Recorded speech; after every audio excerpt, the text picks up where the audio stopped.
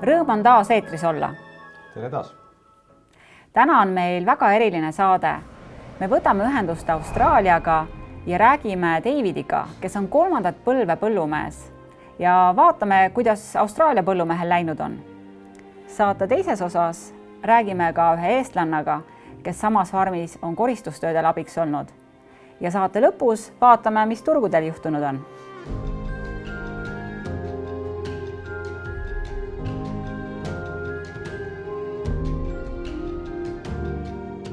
Me oleme siin juba mõnda aega Davidiga lobisenud. David, palun tutvusta meile oma farmi. It's a family-owned farm. I'd say for this area, it is average to a little bit above average. So we have 10,400 hectares. For this area, different areas in Australia, depending on rainfall. So our rainfall is about 450 mils a year, so not a huge amount of rain. So the farms are probably bigger in this area. We crop about approximately 8,500 hectares of that, and the remaining is we basically run sheep, but we have expanded the farm in the last 20 years. We employ,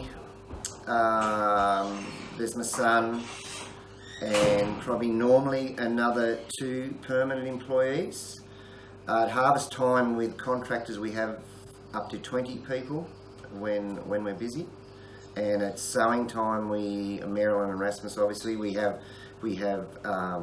part-time employees come and help us do the sowing in the busy times. Basically we grow wheat, chickpeas, faba beans, barley, and a little bit of oats for our sheep. Kui kaua sa ise oled juba põllumajandusega tegelenud? I left school and came home to farm, so 30 odd years, yes. So in that time, our farming practices have changed dramatically.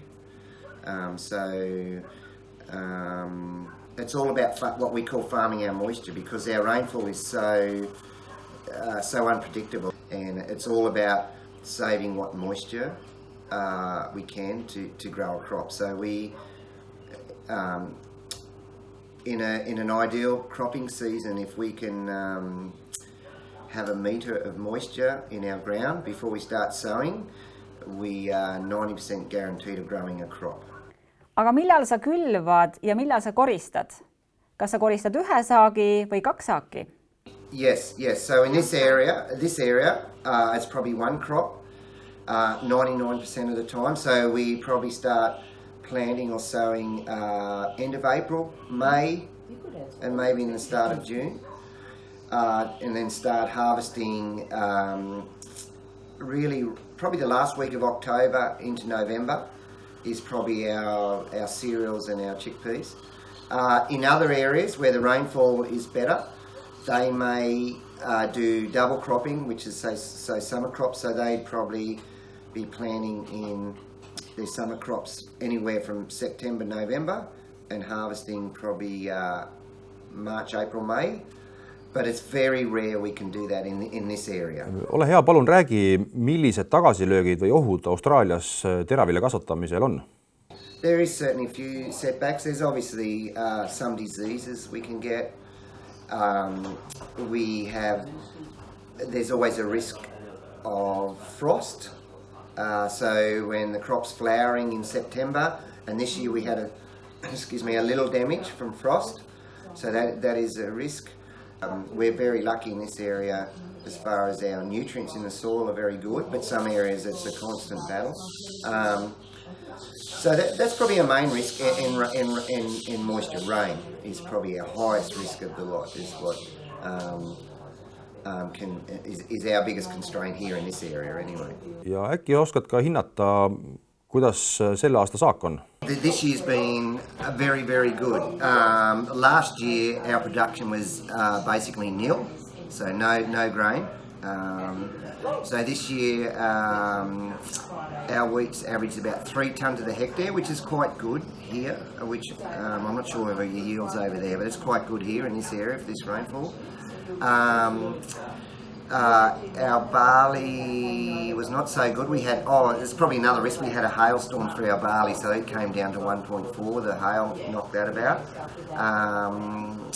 And our chickpeas went nearly 1.4 tonne.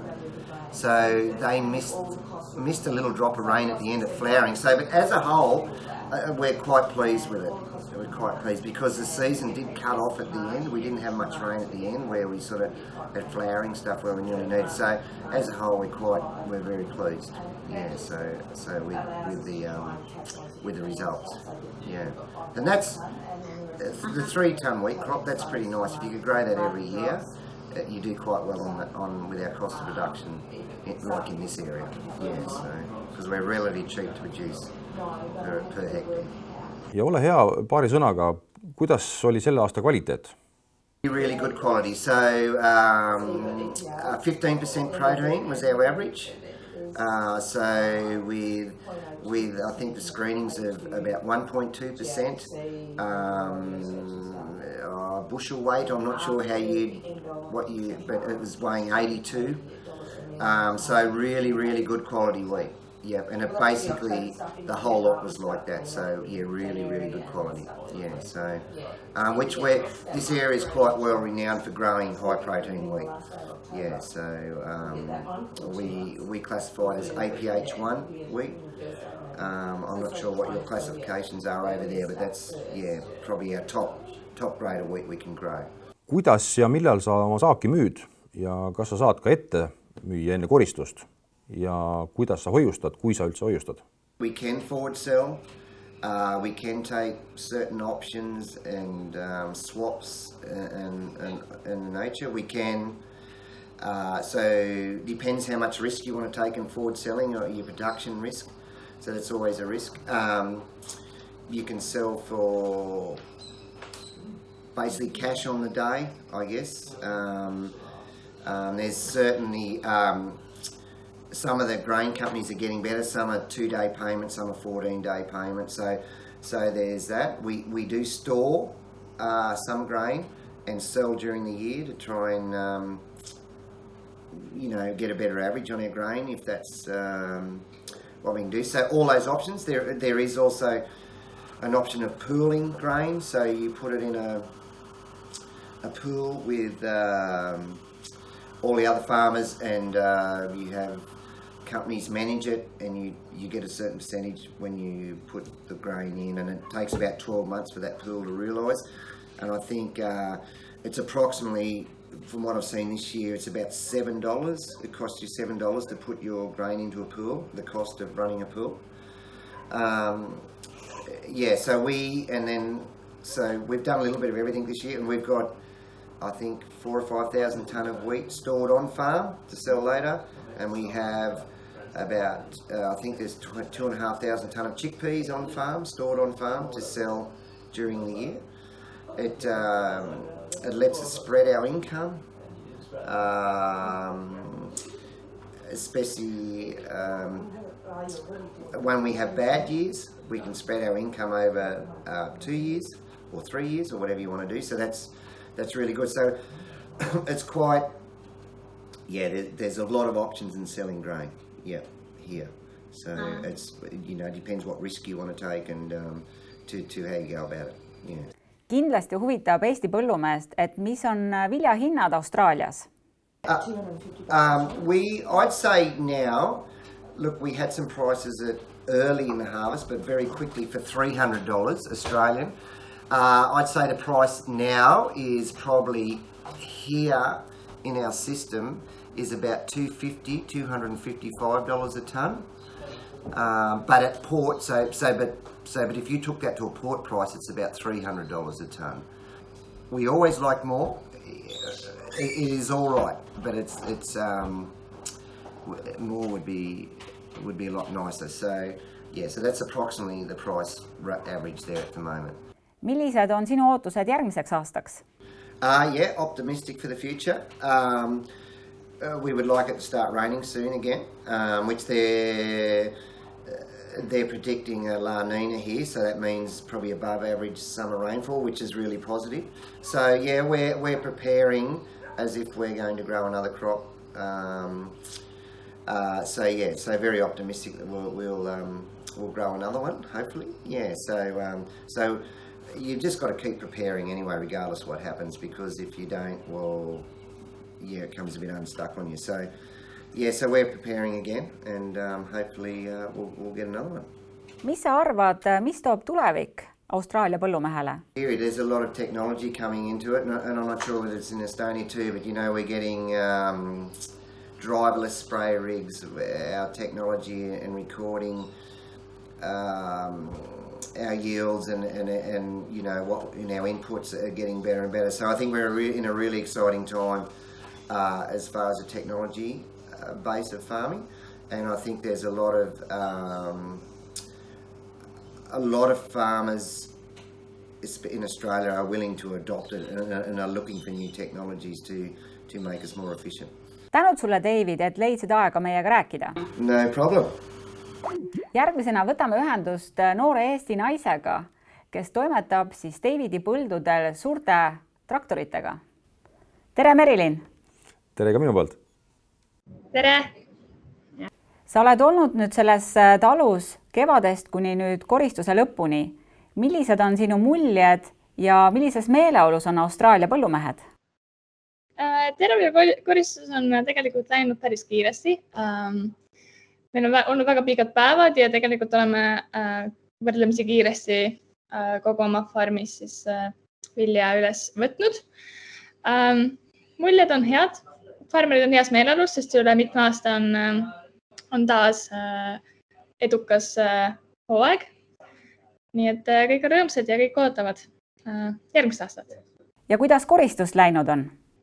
Algus oli võrdlemisi aeglane sellel aastal, sest et viljas nisul oli siis võrdlemisi suur niiskus alguses, nii et me pidime ootama kuni päikene ja tuul selle kuivatavad teatud protsendini, 12%, et me saaksime seda siis päriselt müüa. Nii et meil oli alguses palju ootamist, niimoodi, et võtsime ühe näidise ja testisime ja siis ootasime kas 3-4 tundi ja võtsime uue. Et alguses oli võrdlemisi rahulik. Ole hea, ütle, millise niiskusega vili põllult koristatakse? Alguses me ootasimegi põhimõtteliselt, et ta langeks alla 12,5%, et me saaksime seda üles võtta. Aga hiljem, kui see nii-öelda algusnädalakene oli möödas, siis tegelikult me saime juba järjest kõiki põlde alustada. Siin viimased põllud võtsime 8-9% niiskusega, et langes päris ruttu. Ole hea, kas sa oskad öelda, milliste probleemidega Austraalia põllumehed koristuse ajal kokku puutuvad? Minu jaoks kõige suurem üllatus võib-olla oli tulekahjude arv, kuna suve hooajal, ehk siis praegu on siin väga palju äikesetorme, siis väga palju tulekahjud tekkis sellest, lihtsalt siis välgunoolest. Aga teine osa oli sellest see, et kuna kikerhernaste tolm on väga-väga peenikene ja see on väga kergesti süttiv, siis suurte temperatuurikraadide tõttu vahepeal tekkis tulekahju kombainis sees. Näiteks meil isiklikult oli 2 tulekahju, millest me saime päris kiiresti jagu, selles mõttes meil midagi hullu juhtunud, masinad ei saanud otseselt siis nagu kahju, aga naabritel põles näiteks maha üle 500 hektari, mis sai ka alguse siis kombaini seest. Et see tegelikult on minu jaoks päris üllatav, et tulekahjud tõesti tekib ja neid on ikka siin mitmeid. Et see vast oli kõige suurem üllatus minu jaoks. Kas nüüd on koristushooaeg lõppenud ja ettevalmistused käivad juba uueks aastaks? Jaa, meie hooaeg lõppes eelmine nädal ning nüüd me siis tõesti teeme ettevalmistusi järgmiseks hooajaks. Me niidame ära kõik heinapõllud, mitte heinapõllud, vaid niisupõllud. Et sinna põllu peal tekiks niisugune väikene nagu tekike peale, et ei laseks niiskust välja mullasest, sest niiskusega on siin tõesti suured probleemid. Samamoodi on meil inimesed spreitamas, spreitavad siis põlde, et saada lahti igasugustest kahjuritest ja umbrohtudest. et tõesti ettevalmistused käivad juba. Oli väga tore sinuga rääkida. Soovime sulle sinna palju jõudu. Kõike head. Kõike head. Vaata, Urbo, kui tore oli saada kontakti Austraaliaga. Nii lahe. Ja täitsa uskumatu, kui erinevad võivad tingimused olla. Kui meil on vihma piisavalt ja sügisel on see meil miinuseks, siis nende pluss sügisel on see, et seda vihma ei ole ja vili tuleb põllult kuivalt. Samas kevadel jällegi on vastupidine olukord. Aga tuleme siis Austraaliast tagasi Eestisse ja kuna põllumehed on hakanud fikseerima 2021 aasta saaki, siis vaatame üle, millised on hinnad. Võrdlusse olen võtnud siis viimase 5 aasta hinnad ja kõigepealt vaatame odra hindu. 2021 aasta saagi odra hind on üsna kõrge, jäädes hetkel alla vaid siis 2019 aasta saagi odra hinnale. Söödanisu puhul aga hetkel on viimase 5 aasta kõrgem hind. Toidunisu puhul on meil viimase 3 aasta andmed, kuna varasemalt ei ole toidunisu hindasid siis nii varakult väljas olnud ja hetkel on ka seal näha, et 2021 aasta saagi hind on siis kõrgem kui varasemad. Kuna enne koristust ei ole veel teada, millise kvaliteediga nisu põllu pealt tuleb, siis Scandagras on hea võimalus nii söödanisu kui ka toidunisu 3. kategooria hind fikseerida. Suhteliselt kõrge hinnatase hetkel annab ka hea võimaluse riskide maandamiseks ja paljud põllumehed on seda ka teinud. Kes veel teinud ei ole, siis ma kindlasti soovitan selle peale mõelda ja enne saagikoristust siis hinda natukene fikseerida. Aga Marge, kas sa räägid nüüd meile natukene ka turgudel toimuvast? Ja viimati me rääkisime turust oktoobri keskel ja vahepeal ühes mõttes on väga palju muutunud. Teisalt on ju hinnad olnud kõrgelt stabiilselt, aga vaatame graafiliselt. Matif on pikalt püsinud nüüd 210 juures. Eile toimus langus ja täna on tase 207 eurot tonn börsil.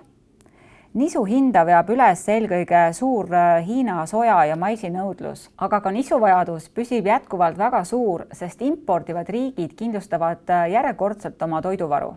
Eile õhtul toimus järsk langus, sest Brasiilia ja Argentiina said vihma. Sealkandis on praegu külviaeg ja kuna USA on praegu müünud juba üle poole eksporditavast sojast, siis oli turule oluline Lõuna-Ameerika sademete seis. Uudised vihmast rahustasid turgu tuntavalt. Samal ajal hoiavad ka fondid jätkuvalt väga suuri positsioone.